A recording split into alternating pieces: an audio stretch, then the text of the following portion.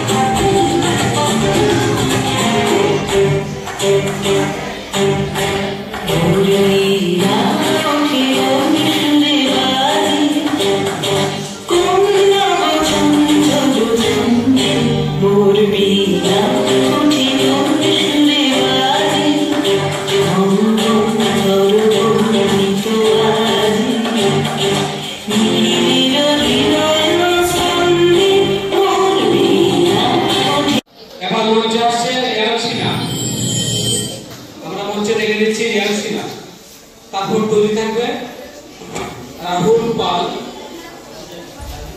রাহি পাল, তৈরি থাকবে রাহি পাল, সমৃদ্ধা চক্রবর্তী। রাহি পালের পরে আসছে সমৃদ্ধা চক্রবর্তী। রিয়ান সিনহা, RIYANGSA, রিয়ান সিনহা। আপনারা দেখছেন রিয়ান সিনহা।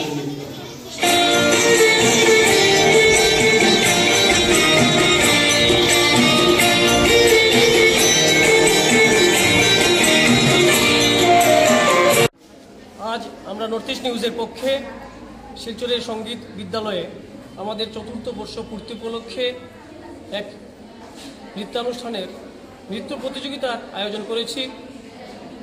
নৃত্য প্রতিযোগিতার বিষয় থাকছে রবীন্দ্র নৃত্য। এ আমাদের নীরব প্রতিবাদ।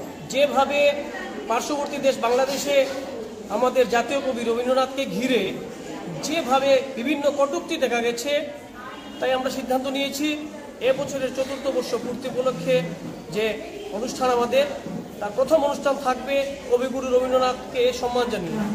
শিলচর সঙ্গীত বিদ্যালয়ে এ উপলক্ষে আজ আমরা প্রতিযোগিতা চলছে। আগামী 15 ডিসেম্বর গান্ধী ভবনে বৈরিক ভারত মালবিকা ডান্স একাডেমি জাতীয় ব্যায়াম বিদ্যালয়ের সহযোগিতায় গান্ধী ভবনে সকাল 9টা থেকে যোগাসন প্রতিযোগিতা, দুপুর 1টা থেকে ধামাই নৃত্য। ধামাই নৃত্য এই কারণে, কারণ আমাদের স্থানীয় সংস্কৃতি হচ্ছে ধামাইলের উপরে। ধামাই নৃত্য প্রতিযোগিতা থাকবে, বৈকালিক অনুষ্ঠান রয়েছে, সাংস্কৃতিক অনুষ্ঠান রয়েছে, যেখানে বিভিন্ন গুণমুগ্ধ শিল্পীরা আসবেন, তাদের পারফরমেন্স তুলে ধরবেন।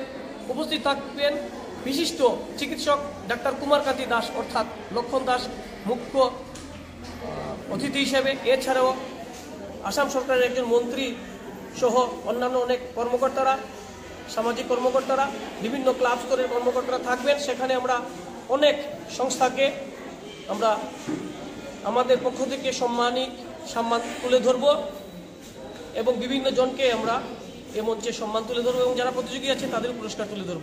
আমরা আপনাদের সহযোগিতা চাইছি।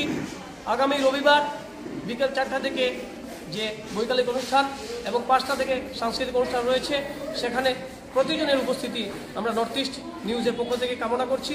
মূল বিষয়বস্তু হচ্ছে আমরা এখন থেকে 24 ঘন্টার টিভি চ্যানেল হিসেবে আমরা আসতে চলেছি আপনাদের সহযোগিতায়, আপনাদের আশীর্বাদে। তাই আমাদের এই কাজে আপনাদের সহযোগিতা চাইছি, আপনাদের আশীর্বাদ আমাদের পাথেই হোক। ধন্যবাদ।